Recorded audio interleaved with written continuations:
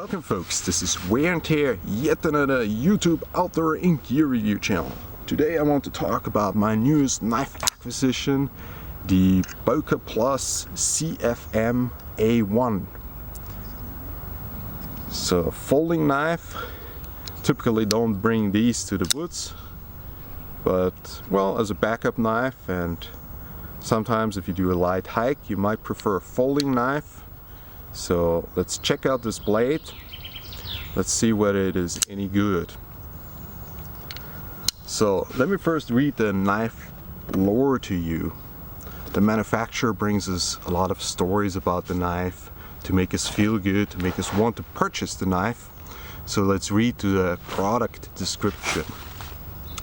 Now here we read the designs of DJ Ergonomics. That's the knife designer. You see his logo right here. So DJ Ergonomics, right from the disco to the knife designing bureau. So those designs have garnered a lot of attention over the last few years. So other people have paid attention to it, so you better pay attention to it as well. Now, fixed blade knives are not everybody's cup of tea. Well, that's true. For this reason, we are happy to be able to present the first folding knife in the line with the CFM-A1. So this is the offspring of a line of reputable knives. That's all you need to get here. So then we continue to read. Basically a folding version of the Colubris, the CFM-A1 of course offers a high level of transportability. The flat construction of the stainless steel frame lock contributes to this. It is indeed a very transportable knife. It's a large knife, but it really fits nicely in a pocket. It's a frame lock construction. Here on this side everything is stainless steel, and on this side everything is G10.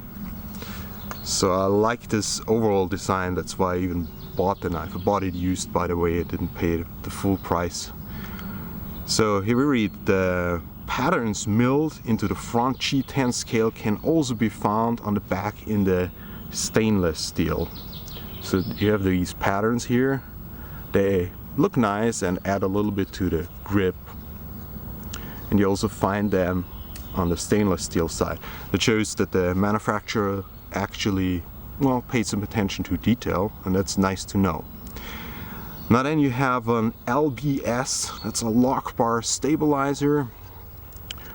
This right here is the lock bar stabilizer. It prevents overextending of the frame lock. So like you have the frame lock and you want to, make the blade collapse again, and you push the frame lock this way, and without the lock bar you could overextend it, and then you, well, would destroy the springy effect over time of the lock bar, of the frame lock, and then it would not lock reliably anymore.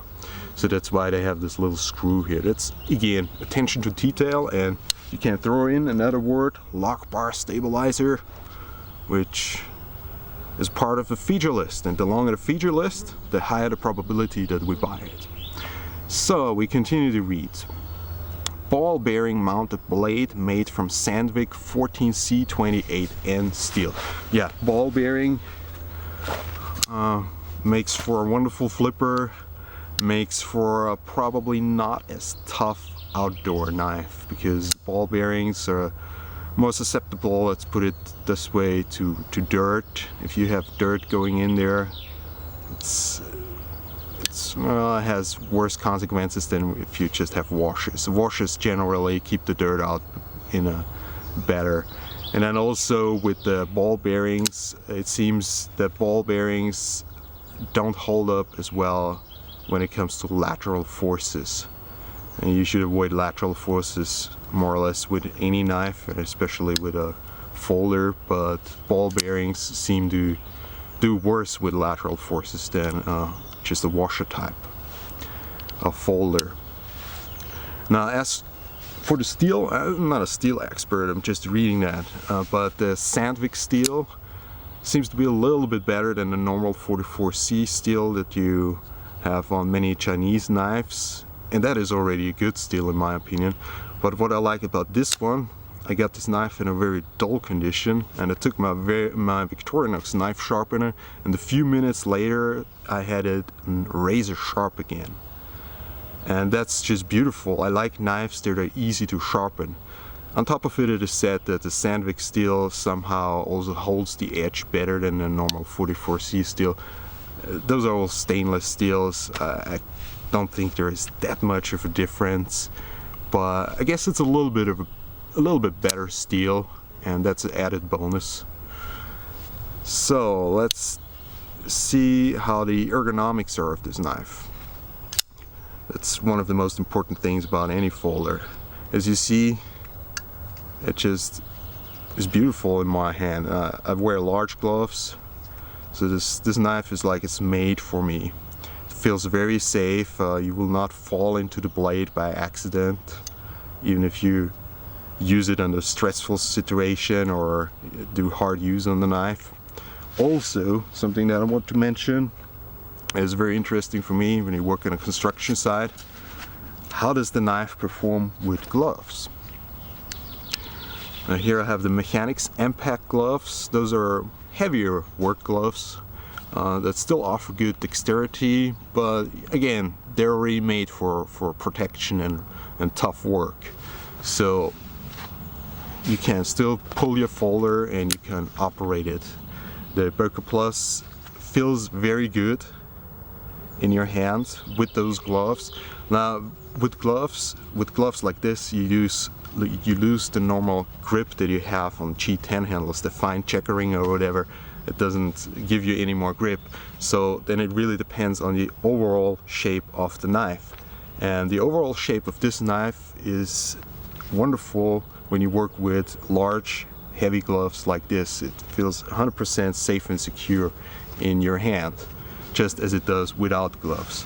Now just to show you the difference, here's my Spyderco in Euro 4, and it's a fine knife, and it's the knife with the best checkering of all knives that I've ever had. It's just perfect, but it's only perfect as long as you operate it with bare hands. If you operate it with gloves, now you can still open it thanks to the thumb hole, but then, well, you just don't have the same type of grip. You do not feel as safe. Again, the checkering has no effect on the glove, and now it all depends on the overall shape of the knife, and you just don't have the same level of safety. It's just one aspect. So operate the knife with gloves, the Böker Plus, and you will be happy with it as well. So as to the ergonomics, there's only one thing that I consider to be a little bit of a problem if you're right-handed.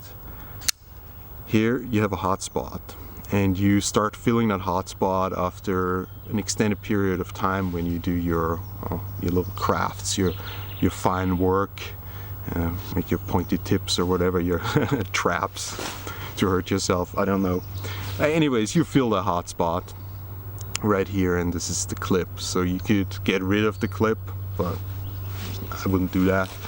Now if you're left-handed, that does not matter at all. You have no hot spot. There is 0 hot spots on the knife for those of us who are left-handed. There's this one little hot spot for those of us who are right-handed. So other than that, this knife has wonderful ergonomics. Okay folks, let's see how the knife cuts, whether we get some shavings done. This is very hard wood. But you see, you get shavings done with a reasonable amount of force.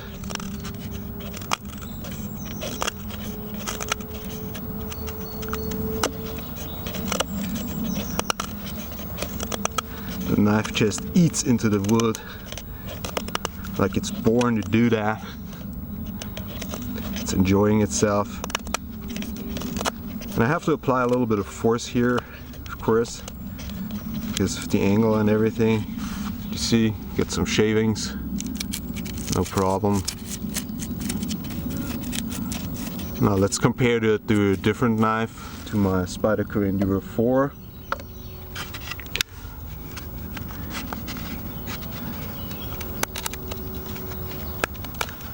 Let's see, that's way more difficult with the Enduro 4. Now the Enduro 4 is a good knife, but you feel it's not as stable in this area, and I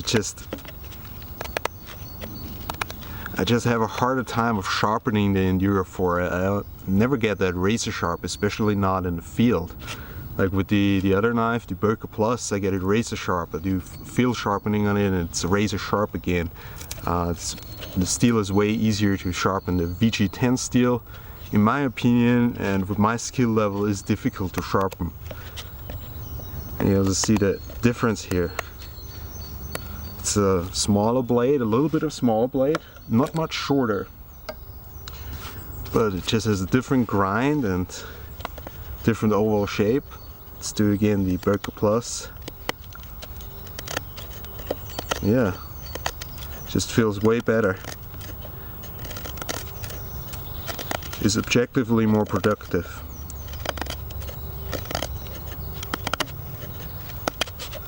So I rather would be stuck with the Böker Plus CFM-A1 than with the Enduro 4. So yeah, definitely a very nice knife, a very nice tool, a very potent cutter. You can get something done with it. So for me, this is a very good knife, a very good folding knife. Now the test of time will show whether the ball bearings ever become a problem. Now I think we'll get some use on this blade, because I really like it, and the knives I like I use the most. They will not collect dust on a shelf. So Böker Plus, definitely something to look into if you're interested in a good large folding knife. This was Wear and Tear, over and out.